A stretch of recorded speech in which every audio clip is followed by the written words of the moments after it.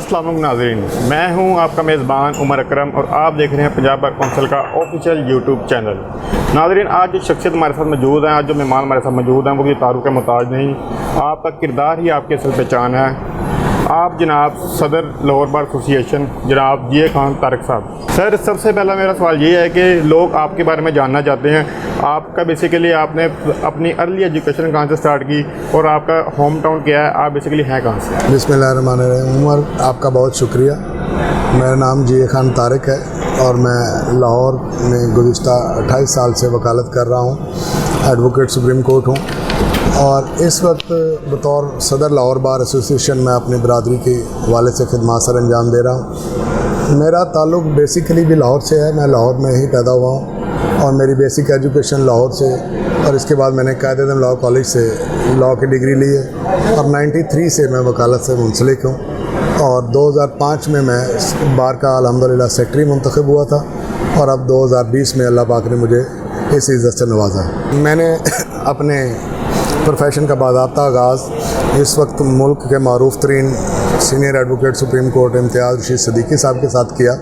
मैंने बतौर उनकी जूनियरशिप जो है वो वकालत का आगाज़ जब किया तो मुझे बहुत मौका मिला सिविल कोर्ट में और सेशन कोर्ट में वकालत करने के हवाले से, और उस्तादों की रहनुमाई के साथ मैं आज यहाँ समझता हूँ कि अल्हम्दुलिल्लाह वकालत में अब रोस्टम पे खड़े होकर बहस करने के अगर मैं काबिल हूँ तो उस्तादों की तरबियत के बाद से। सर, लोग जानना चाहते हैं कि आप जब ड्यूरिंग प्रैक्टिस आपने बार की सियासत में कैसे हिस्सा लिया, कैसे आपको लगा कि आप इलेक्शन यानी कि कंटेस्ट कर सकते हैं और आप एक वकला की रहनुमाई कर सकते हैं? बार का जो ओहदा होता है वो मैं समझता हूँ वो लीडरशिप नहीं है, वो खिदमत करने का एक मौका है। वकील तो ख़ुद इस माशरे का लीडर है, उसे किसी लीडर की ज़रूरत नहीं है। मैं जब वकालत के आगाज़ में आया था तो उस वक्त के सदर और सेक्रेटरी साहिबान, जो उनमें से 2-3 दोस्त, अब अल्लाह पाक उनको गरीब की रहमत करे, वो यहाँ नहीं रहे इस दुनिया में, उन लोगों को देख के हमें ये इश्तियाक पैदा होता था कि जिस तरीके से ये बार की खिदमत कर रहे हैं और नौजवान वकला जैसे उन्हें आइडियलाइज़ करते हैं, और बार पॉलिटिक्स जो है वो दरअसल एक ऑफिस ऑफ सर्विस है, ऑफिस ऑफ प्रॉफिट नहीं है। बदकिस्मती से आज ये इम्प्रेशन जा रहा है कि शायद ये कोई सीट ऑफ प्रॉफिट है। ये मैन टू मैन मैटर करता है। मैं समझता हूँ कि बार के अंदर नौजवान वकला को 2 काम करने चाहिए। सबसे पहले उस्तादों के साथ एक चैम्बर ज्वाइन करने के बाद वकालत सीखनी चाहिए, वकालत के असरार और अमूर से आगाह होने चाहिए, और जब बेसिक आपको इल्म हासिल हो जाए वकालत का तो उस वक्त वकालत की सियासत में भी दिलचस्पी लेनी चाहिए। आते ही मैं समझता हूँ प्रोफेशन के साथ ये ज़्यादती है कि हम बेसिक सीखे बगैर ही हम सियासत के मैदान में कूद पड़ें, और जो हमारे अर्ली 5 और 6 दिन हैं, 6 साल हैं वकालत को सीखने के, वो जब सियासत की नज़र हो जाते हैं तो फिर हम सारी ज़िंदगी भी वकील नहीं बन पाते। मैं आपके तवज्जुह से नौजवान दोस्तों को भी यही मैसेज देना चाह रहा हूँ कि पहले वकील बनना है, उसके बाद बार का ओहदेदार बनना है। डायरेक्टली बार का ओहदेदार बन के शायद आप वकालत को भी सर्व ना कर सकें, प्रोफेशन को भी सर्व ना कर सकें और फटर्निटी को भी सर्व ना कर सकें। सर, आपके इस टेन्योर में आपने वकला की फलाह के लिए क्या क्या इकदाम किए, और इस आपके टेन्योर में सबसे बड़ा इशू कोरोना की वबा मर्ज़ का रहा है जिसने पाकिस्तान समेत दुनिया भर को अपनी लपेट में लिया। आपने इस सब सिस्टम को कैसे मैनेज किया, कैसे वकला की फलाह के लिए कोई फ़ंड वगैरह रिलीज़ किए, कुछ उनके लिए इकदाम किए? जैसे कि आप सब लोग जानते हैं कि इस साल पूरी दुनिया के लिए एक इंतहाई आजमाइश और कठिन घड़ी थी। जब कोरोना जैसी वबा ने पूरी दुनिया को लपेट में ले लिया तो जाहिर है पाकिस्तान और उसके दीगर शहर भी इस लपेट में आए। पूरी दुनिया का निज़ाम डिस्टर्ब हुआ और इसके साथ साथ फिर वकालत और अदालत भी डिस्टर्ब हुई। मैं ये समझता हूँ कि लाहौर बार एसोसिएशन ने जैसे ही कोरोना का आगाज़ हुआ अपने नौजवान वकला और दीगर वकला के साथ मिलकर उनकी माशी ज़िम्मेदारियाँ और उनकी परेशानियों को समझते हुए लाहौर बार एसोसिएशन की हैसियत से मैंने पूरे पाकिस्तान में जो सबसे पहला काम किसी वकला इदारे ने किया वो हमने सेल्फ़ जनरेशन के ज़रिए सेल्फ़ जनरेट करके फ़ंड लिए हैं, और अपने फ़ंड जनरेट करने के बाद कोरोना के दौरान हमने 60 लाख रुपए से ज़्यादा रकम जो है वो उन वकला में तकसीम की है जो इस वबा के दौरान में माशी मुश्किलात का शिकार थे। और ये रकम जो है हमने तकसीम करते वक्त किसी किस्म की भी कोई डिस्क्रिमिनेशन नहीं की। जिस दोस्त ने भी हमें दरख्वास्त दी है हमने उसको एक 5000 रुपया या एक छोटी सी रकम जितनी बार कर सकती थी वो हमने उसके लिए किया। असल में ये पैसे माने नहीं रखते थे।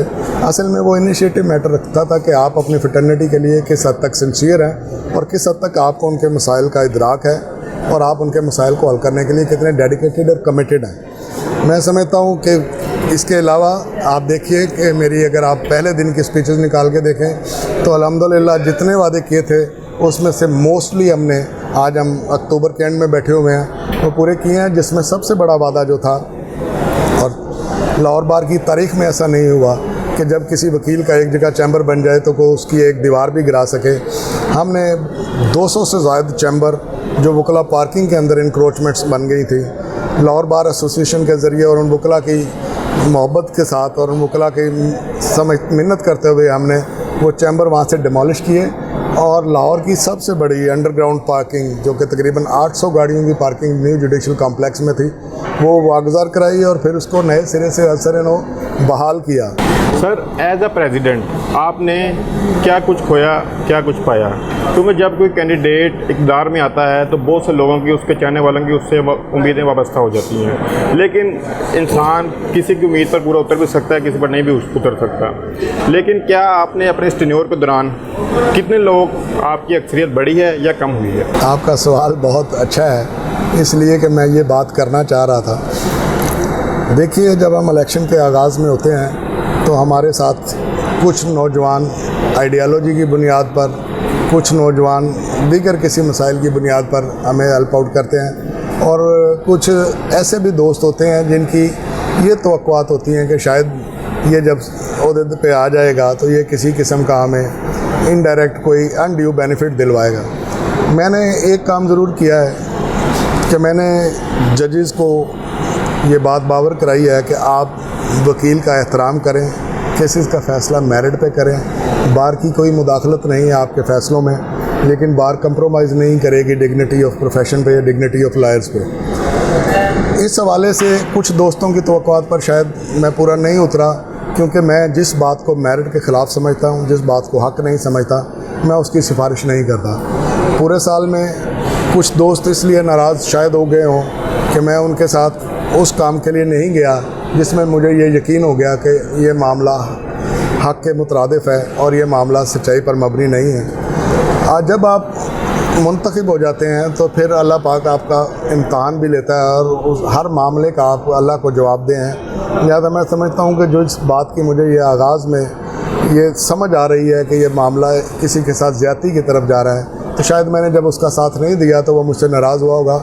लेकिन 99% मेजॉरिटी जो है वो हमसे इसलिए खुश है कि पिछले साल की निस्बत इस साल बार के लिए बेशुमार काम हुए हैं। बार का बेसिक पर्पस जो होता है वो वकला बरादरी की खिदमत होता है। लॉयर्स को बार कोर्ट प्रेमिसेस में फैसिलिटेट करने का नाम बार एसोसिएशन है। बार रूम्स की सहूलियात हैं, अदालतों के दरमियान सहूलियात हैं। बार में वाशरूम्स देखिए, इस साल 2005 में जब मैं सेक्रेटरी था तो डिस्ट्रिक्ट कोर्ट के चैम्बर्स में वाशरूम्स और दीगर सहूलियात बनी थी।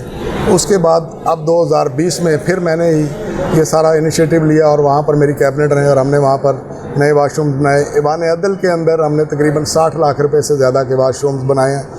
हज़ारों की तादाद में वकला यहाँ आते हैं, उनको बुनियादी सहूलियात देना बार रूम्स का काम है।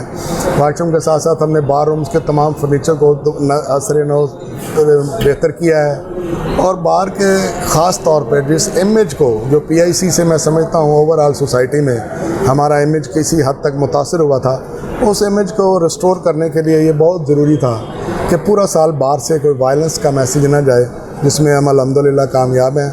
और आज बार में माशरे में वकील उसी मोड़ और उसी मुकाम इज़्ज़त के मोड़ पर खड़ा हुआ मकाम पर खड़ा है जहाँ पर वो डिज़र्व करता है और इंशाल्लाह हम इस इमेज को मज़ीद बेहतर करने के लिए कोशिश कर रहे हैं। सर, इस वक्त पंजाब बार इलेक्शन की हर तरफ धूम मची हुई है और इस वक्त 75 सीटों के ऊपर तकरीबन 400 से ज़ायद उम्मीदवार इलेक्शन लड़ रहे हैं और मोस्टली इनमें से रिपीटर हैं। और अगर रिपीटर को देखा जाए कि रिपीटर के खिलाफ एंटी कैंपेन स्लोगन चल रहा है, से नो टू रिपीटर। आपकी क्या राय है कि इस इलेक्शन के हवाले से और रिपीटर्स के हवाले से? देखिए, मैं समझता हूँ कि रिपीटर होना कोई जुर्म नहीं है, एक जुर्म है और वो जुर्म ये है कि जब ये बार आपको एतमाद देती है, वो लोग जिन्होंने पाकिस्तान बार कौंसिल में अपना वोट बेचा है उनकी लिस्ट बार के इल्म में है। मैं इस सीट पर बैठकर शायद किसी का नाम नहीं ले सकूंगा, लेकिन आप खुद वकला बरादरी से मुखातब होते हैं, ये कहता हूँ कि आप बेहतरीन जज हैं। आप कतई तौर पर उस शख्स को वोट नहीं देंगे जिसने आपका एतमाद और आपका कॉन्फिडेंस बेचा है। पाकिस्तान बार काउंसिल के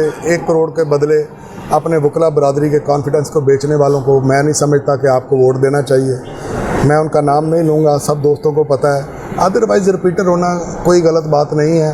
रिपीटर हो या फ्रेश कैंडिडेट हो, उसने अपने एजेंडे पर इलेक्शन लड़ना है। और रिपीटर के लिए एक सख्त इम्तहान ये भी है कि उसे साथ अपने गुज़िश्ता 6 साल की गई सर्विसेज भी गिनानी है, जिसमें बहुत हद तक मैं समझता हूँ कुछ रिपीटर्स कामयाब नहीं हो पा रहे हैं। इलेक्शन कोई 10 दफ़ा भी लड़ने का इस्तेकाक रखे तो मुझे इस पर कोई एतराज़ नहीं है, लेकिन वो 10 दफ़ा हक़ नुमाइंदगी अदा करने के बाद ये बात करे, जो कि बदकिस्मती से मैं समझता हूँ पंजाब बार काउंसिल के मौजूदा रजीम में से बहुत सारे लोग अदा करने में कासिर रहे हैं। ख़ास तौर पे पंजाब बार काउंसिल के इलेक्शन के हवाले से मैं नौजवान वकला को ये मैसेज देना चाह रहा हूँ कि पंजाब बार काउंसिल ही असल वो रेगुलेटरी और सुपरवाइजरी बॉडी है जिसके ज़रिए इस प्रोफेशन में बेहतरी आनी है। पंजाब बार काउंसिल ही वो बॉडी है जिसने इस बार के अंदर जाली वकला के आगे बंद बनाना है। पंजाब बार काउंसिल ही वो बॉडी है जिसने आपके लिए ट्रेनिंग सेशन देने हैं, जिसने आपको तरबियती सेमिनार्स देने हैं, आपके लिए लेक्चर्स देने हैं। अगर पंजाब बार काउंसिल के मौजूदा अहदेदारान ने ये अपना हक़ अदा किया है तो उनमें से उन लोगों को वोट दीजिए जो दोबारा लड़ रहे हैं। और अगर आप ये समझते हैं कि वोट सिर्फ़ और सिर्फ बरादरी की बुनियाद पर देना है और वोट सिर्फ़ और सिर्फ ज़ाती ताल्लुक़ की बुनियाद पर देना है तो फिर किसी भी गुफ्तगू और किसी आइडियोलॉजी की कोई जगह नहीं है। पंजाब बार काउंसिल का वोट अगर आपने इस मरतबा सोच कर प्रोफेशनल और शरीफ लोगों को नहीं दिया तो इस इदारे के अंदर वकला का जो किरदार इनतात पजीर है, इस इदारे के चंद लोगों की वजह से मैं समझता हूँ वो मज़ीद ज़वाल की तरफ से जाएगा। आज आप अपने हिस्से की ईंट लगाइए, हर किस्म के तासुब से बालातर रोके, मेरिट पर अदालतों में काम करने वाले को अपना वोट ना बेचने वालों को वोट दीजिए। फिर आप देखिए कि आप जो अपने मसाइल का हर वक्त अहता करने में नाकाम रहे हैं, आप जो अपना हक़ लेने में नाकाम रहे हैं, उसकी बुनियादी ये वजह यह है कि पंजाब बार काउंसिल ने अपनी ज़िम्मेदारियाँ पूरी नहीं की हैं। मैं तमाम दोस्तों से ये गुजारिश करूँगा कि पंजाब बार काउंसिल वो रास्ता है जो वकला की फ़लाह की तरफ जाता है, वो रास्ता है जो वकला की रहनुमाई की तरफ जाता है, वो रास्ता है जो माशरे में इज्तिमाई इज़्ज़त की तरफ जाता है। इस रास्ते पर चलने के लिए अपने रहनुमाओं का इंतखाब करते हुए ये बात ज़रूर ज़हन में रखिए कि आपका वो रहनुमा कहीं अगले ही दिन 2 करोड़ रुपये में आपका दिया हुआ मैंडेट तो नहीं बेच देगा, कहीं वो लाहौर का मेंबर होने के बावजूद PADA की मद में आपका हक़ ही तो नहीं खा लेगा। मैं तो ये आपसे समझता हूँ कि मैं अरबाब इख्तियार से ये मुतालबा भी कर रहा हूँ कि कम अज़ कम पंजाब बार काउंसिल का पिछले 6 साल का फॉरेंसिक ऑडिट होना चाहिए और तमाम उन मेंबरों को हिसाब देना चाहिए कि उन्होंने लाहौर के मेंबर होने के बावजूद भी PADA क्यों लिए, उन्होंने लाहौर के मेंबर होने के बावजूद भी दीगर मराहत क्यों ली। और जब आप वेलफेयर के एजेंडे पे लड़के आते हैं वकला की तो फिर सिर्फ़ और सिर्फ अपनी वेलफेयर ही क्यों नज़र आती है। सर, पंजाब बार काउंसिल ने मौजूदा सूरत हाल को देखते हुए अपना सोशल मीडिया नेटवर्क मजबूत करने के लिए अपना YouTube चैनल बनाने का इनिशिएटिव लिया है और ये इनिशिएटिव उन्होंने इस बेस के ऊपर लिया है कि वकला बरादरी को कई इंश्योरेंस के बारे में, कई फंड्स के बारे में, कई इन्फॉर्मेशन जो पंजाब बार काउंसिल देना चाह रही है लेकिन उनको नहीं पता। इस हवाले से उन्होंने अपना सोशल मीडिया नेटवर्क मजबूत करने और YouTube चैनल बनाया ताकि लोगों को एक आगाही में मिल सके। आप उनके इस इक़दाम को कैसे देखते हैं? मैं समझता हूँ कि ये बड़ा मुस्बत इक़दाम है पंजाब बार काउंसिल का। वकला की अपनी आवाज़ उठाने के लिए और वकला का मौक़िफ़ आवाम तक पहुँचाने के लिए इससे बेहतर ज़रिया नहीं हो सकता। बल्कि मैं तो ये कहूँगा कि वो तमाम दोस्त जो इस प्रोग्राम को देख रहे हैं वो इस चैनल को शेयर करें और इसको सब्सक्राइब भी करें। पंजाब बार काउंसिल की बुनियादी ज़िम्मेदारी सबसे ज़्यादा यही है कि वकला के वो मुस्बत तासुर को उभारे। और इस वक्त माशरे के अंदर बेशुमार चैनल्स काम कर रहे हैं लेकिन वो चैनल्स जो हैं वो किसी न किसी तौर पर कहीं ना कहीं तासुब का शिकार हो जाते हैं वकला बरादरी के हवाले से। तो अपना मौक़िफ़ सही तरीके से पेश करने के लिए ये बेहतरीन एक फ़ोरम है और ये काबिल सताइश है। लेकिन मैं ये बात ज़रूर कहूँगा कि इस चैनल के ज़रिए आप बेसिक इन्फॉर्मेशन भी लोगों से शेयर कीजिए, आप सीनियर्स के लेक्चर्स शेयर कीजिए, आप कानून की रहनुमाई भी शेयर कीजिए और लेटेस्ट जजमेंट्स भी शेयर कीजिए। ये चैनल जो है वो इल्म व आगाही के साथ साथ अपनी वकला की आवाज़ उठाने का काम भी करे तो हर लिहाजे से काबिल सताइश इक़दाम है।